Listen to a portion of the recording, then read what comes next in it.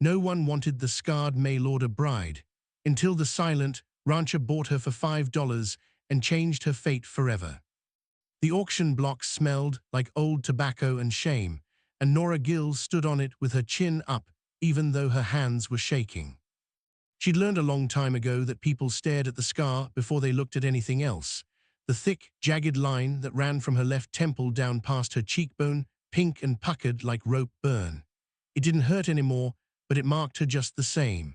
The fire that took her family's homestead 3 years back had left her with nothing but that scar and a wagon full of grief.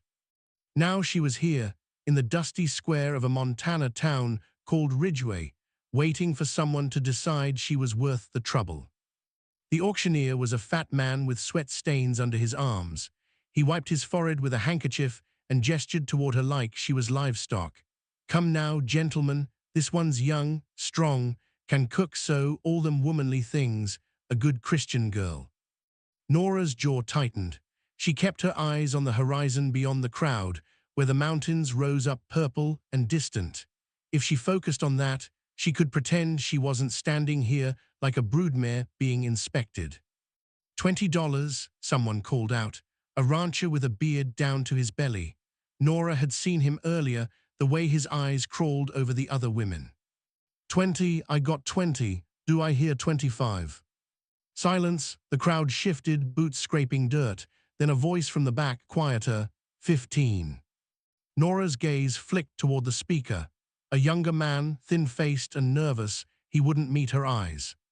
15, come on now, boys, she's worth more than that. More silence. Nora felt the heat rising in her chest, not from the sun, but from humiliation. The other women had gone for $30, $40, one had even fetched $55, but they'd all been prettier, unscarred, easier to look at. 10, the bearded man said, sounding bored now. $10, anyone at all. Nora swallowed. She'd come all this way on a promise from the agency, a new life, a fresh start, a man who'd take her as his wife and give her a home. They hadn't mentioned this, the standing and waiting while men decided if you were worth the price of a good saddle. 5, a voice said from the left. The crowd parted slightly, and Nora saw him for the first time. Tall, broad-shouldered, wearing a hat pulled low enough that she couldn't make out much of his face. His boots were scuffed, his shirt faded blue. He didn't look at her, he looked at the auctioneer. The fat man hesitated. $5, that's. 5, the man repeated. His voice was low, rough, like stones grinding together. Well, the auctioneer glanced around, waiting for someone to counter. No one did. The crowd had already lost interest.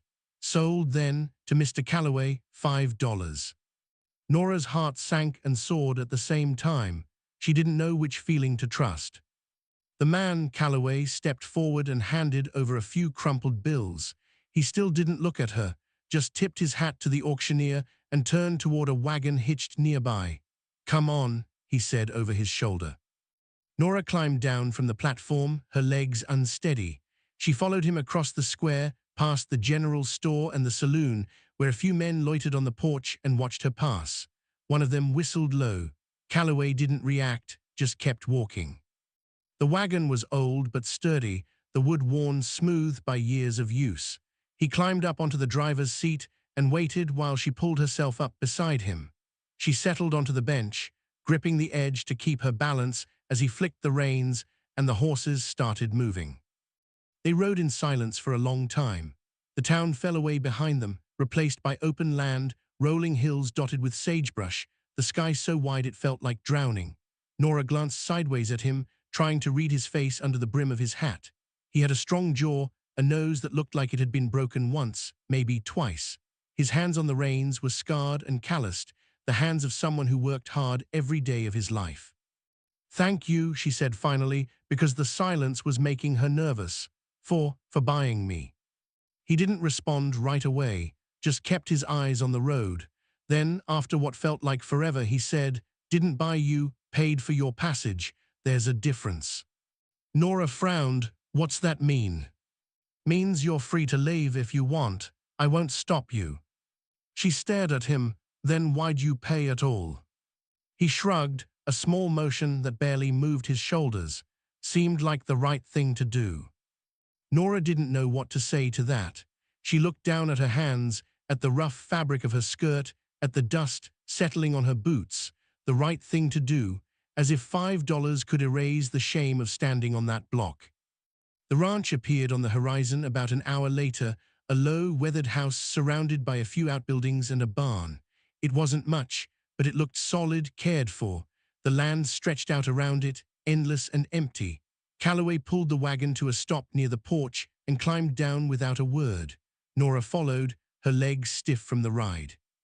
He led her inside. The house was small, just a few rooms. The main room had a stone fireplace, a table, a couple of chairs. Everything was clean but sparse, like no one had bothered to make it feel like a home. He gestured toward a door on the left. "That's your room, mine's on the right. Kitchen's through there." Nora stood in the center of the room, suddenly aware of how alone she was. "What do you want from me?" He finally looked at her then, really looked at her, and she saw his eyes for the first time. They were gray, like storm clouds, and tired. "I don't want anything. You can stay here, help out if you want, or you can leave, up to you." "I got nowhere else to go," she said quietly. He nodded like he'd expected that. "Then stay." He walked past her toward the kitchen, leaving her standing there. Nora glanced around the room again, at the bare walls and the empty hearth, and wondered what kind of man paid $5 for a woman and then told her she could leave. The days fell into a rhythm. Calloway worked the land from sunup to sundown, fixing fences, tending the horses, hauling water from the creek. Nora watched him from the porch sometimes, the way he moved with purpose, never wasting energy. He didn't talk much, barely at all, really, but he wasn't cruel. He left her alone, gave her space, never asked for anything. She took over the cooking, started cleaning the house more thoroughly, mended his shirts when she found them torn. It gave her something to do, a way to feel useful. He never thanked her, but she noticed he ate everything she made, and once she found a basket of eggs left on the kitchen table. Fresh from the hen house, she hadn't even known he had. At night they sat on opposite sides of the room. He'd carve wood by the fireplace, making small figures, horses, birds, once a wolf. She'd sew or read from the one book she'd brought with her, a battered copy of poems she'd memorized years ago. Sometimes she'd catch him glancing at her, but he'd always look away before she could meet his eyes. 3 weeks in, a storm rolled over the mountains. Nora woke to thunder shaking the walls and rain pounding the roof like fists. She got up, wrapped a shawl around her shoulders, and padded into the main room. Calloway was already there, standing by the window, watching the lightning split the sky. "It's loud," she said, though she felt foolish saying it. "Yeah," he didn't turn around. "Should pass by morning." She moved closer, drawn by the strange comfort of his presence. They stood there together, watching the storm, and for the first time since she'd arrived, the silence didn't feel heavy. "Why'd you really buy me?" she asked suddenly. "The truth." He was quiet for a long moment. Then he said, "My wife died 2 years ago, fever. I buried her out by the creek." Nora's chest tightened. "I'm sorry." "I didn't need another wife," he continued, his voice low. "Didn't want one, but I saw you up there and I saw how they were looking at you like you were nothing. And I thought," he stopped, shook his head, "I thought you deserved better." Nora blinked hard, fighting the sting in her eyes. "You don't even know me." "Don't need to. No one deserves that." She looked at him then, really looked at him, and saw the grief he carried like a yoke. It was in the set of his shoulders, the lines around his mouth, the way he held himself apart from everything. He'd lost someone, and he hadn't figured out how to live without her yet. "Thank you," she said, and this time she meant it. He nodded once, then turned and walked back toward his room. Nora stayed by the window, listening to the rain, and felt something shift inside her chest. The next morning, the sun came out bright and merciless. Nora went outside to hang laundry and found Calloway by the barn, fixing a broken hinge. She watched him for a moment, then walked over. "Can I help?" He glanced up, surprised. "You don't have to." "I know, but I want to." He studied her for a moment, then handed her a wrench. "Hold this steady." They worked together in the heat, sweat soaking through their clothes. Nora's hands weren't used to this kind of labor, and by the time they finished, her palms were blistered. Calloway saw and frowned. "You should have said something." "I'm fine." He disappeared into the barn and came back with a tin of salve. He took her hand, gently, carefully, and spread the salve over the raw skin. His touch was warm, his fingers rough but steady. Nora's breath caught. It had been so long since anyone had touched her with kindness. "There," he said, letting go, "should heal quick." "Thank you." He nodded and turned away, but not before she saw the faint color in his cheeks. That night they sat closer than usual by the fire. Nora told him about her family, about the farm she'd grown up on, about the fire that took everything. He listened without interrupting, his hands still working the piece of wood he was carving. When she finished, he was quiet for a long time. "I'm sorry," he said finally. "Me too." He looked at her then, his gray eyes soft. "You're stronger than you think." Nora's throat tightened. "I don't feel strong." "You are," he said. "You're here, aren't you?" She didn't know what to say to that, so she just nodded and looked away. The weeks turned into months. Nora learned the rhythms of the ranch, the way the land changed with the seasons. She learned that Calloway liked his coffee black and his eggs fried hard, that he hummed when he thought no one was listening, that he left wildflowers on his wife's grave every Sunday. She also learned that he was lonelier than he let on. She saw it in the way he lingered by the door before heading out each morning, in the way he watched her when he thought she wasn't looking. He was a man who'd built walls around himself, and she understood that. She'd done the same. One evening she was sitting on the porch, mending a tear in one of his shirts, when he came up and sat beside her. He didn't say anything at first, just stared out at the horizon. "I've been thinking," he said eventually. "About what?" "About this, you being here." Nora's heart skipped. And I don't want you to feel like you owe me anything. I meant what I said.